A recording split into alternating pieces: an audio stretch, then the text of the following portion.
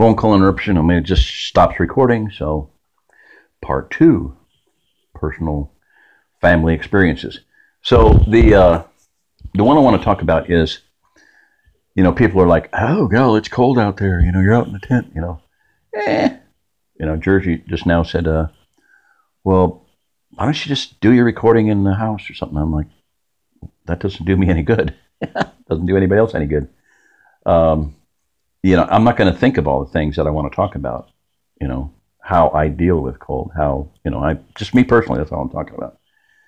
I talked about the fitted sheets, you know, queen size fitted sheets. You can curl up in that, foot in each corner, shoulders in the other corners, and it's like, and you can put the, you know, put it up over your head, and it's like a slide around, easy to maneuver inside a sleeping bag, and it's an added barrier. It's like being in a little sleeping bag, a little cotton flannel sleeping bag. Now you can get a higher tech one. You can get a microfiber one. Microfiber is going to insulate very well. Flannel's really nice. You could get silk, you know, whatever, Egyptian cotton. And on the subject of Egyptian cotton, bunny trail. That's a bunny rabbit. Egyptian cotton. People, you know, in the Nordic climes with their dog sleds, and it's 40, 50, 60, 70 below zero, they enjoy camping. And so instead of having a 60-pound canvas tent, 13 ounce, that's 13 ounces per square yard, duck tent, with a stove or whatever, the added weight is a problem. So they use Egyptian cotton tents in many cases, 17 pounds instead of 60 pounds. And so they can put that on the sled, and they can have more fuel and more weapons and more snowshoes and skis and whatever, you know, more gear. 40 pounds is a lot when your dogs are hauling it. So, and they enjoy camping out in those conditions. So, but anyway, this morning, Jersey's like, well, how cold is it going to get before you know, I said, you know, 30 below. She said, well, how cold is cold for you? 30 below. You know, I've been out in it, and that's the story I want to tell now. So 30 below, okay, that's cold. And I want to preface it by saying my brother-in-law and his hunting partner, his pastor, they hunted together for many, many years. Second and third season in the Rockies at 10 to 12,000 feet altitude, 30 below zero. Now, a couple or 3 times they took other men with them, and they stopped doing that the year that they took a guy with them, and he laid in his sleeping bag all day long. He wouldn't come out at night. He didn't come out during the day, crying. And they went, okay, that's it. You know, I mean, they're out, you know, having fun, hunting elk, you know. You know, I want to hit an elk and see a fine red mist for 100 yards behind it when I shoot it, you know. So he was using a 340 Weatherby for a while. And for several years later, you know, I didn't figure out why he went from a 340 Weatherby to a 30-06. Well, it's because he fired and it knocked him cold clean out. Scope print right there over his left eye, his southpaw. And he said, I could have died, you know, froze to death. It knocked him out. So he backed off. He said, I want to knock that elk and see it go head over heels. I want to see it flip sideways and upside down. And, you know, anyway. So at 30 below, you know, they're out there having fun, camping, hunting, you know, dealing with it.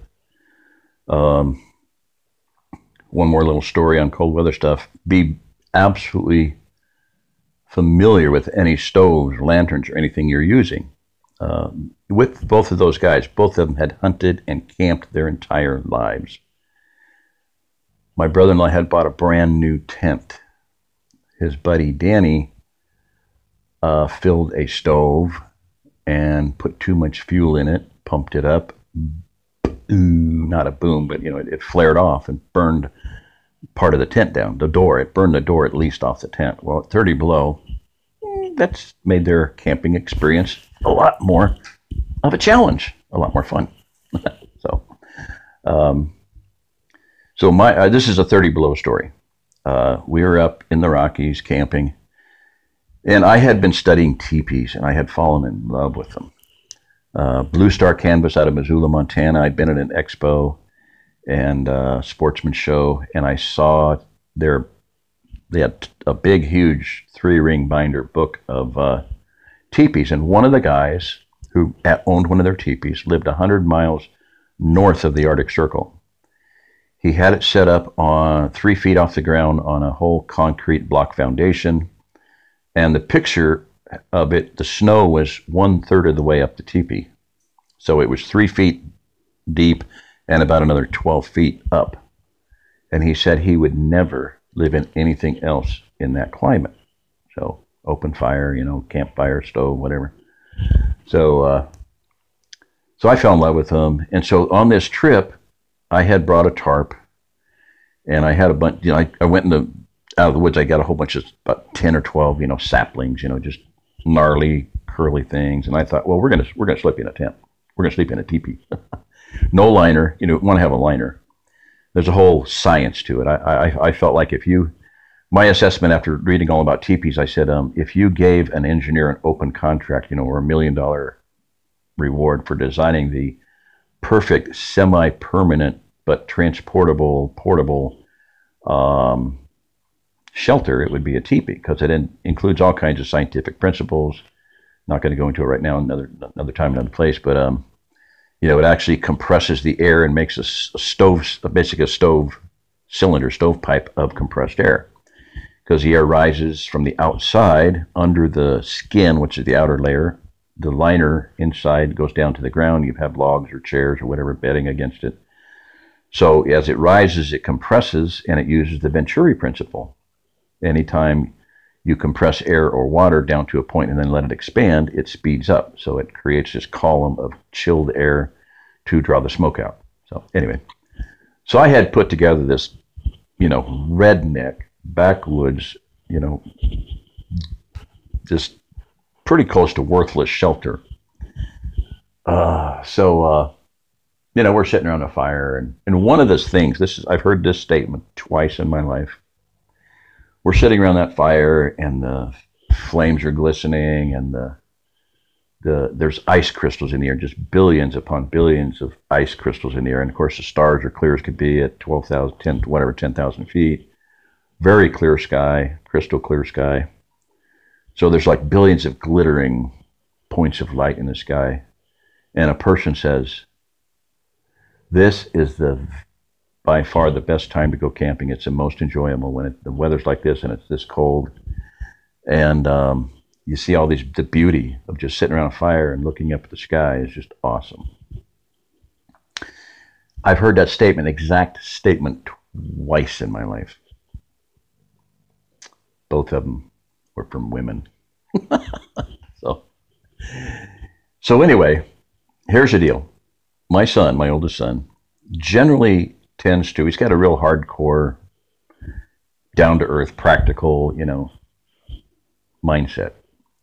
One day when he was a little tyke, we're sitting there, and I specifically get the movie Old Yeller to watch with him, father-son thing, And we're watching that, and if you're familiar with the story, the dog gets rabies, and it's got to be put down, and it's his dog. This dog has saved him from a bear, and it's saved him from a mountain lion. It's his best friend in the world, and he loves it, and it loves him. And it gets rabid. So they put it in the smokehouse, or wherever, lock it out. And the father says, I'll go put it down, son. And the boy says, no, Dad, I'll do it. It's my dog. Teenager. So here's my son, 4 or 5 years old, sitting next to me, and I'm sobbing like a baby, I mean, I'm crying, It's a tear-jerking story. What's his comment? His comment is, well, that dog's dead meat. The dog, I think, as I recall, is in the smokehouse. And he goes, well, that dog's dead meat. I'm like, now let's hit my first clue. This kid is hardcore. hardcore. So, Old Yeller, yeah. So, he's got this knack for completely missing survival experiences. In this incident, in the earlier one, he missed it too, but we'll go into that story later.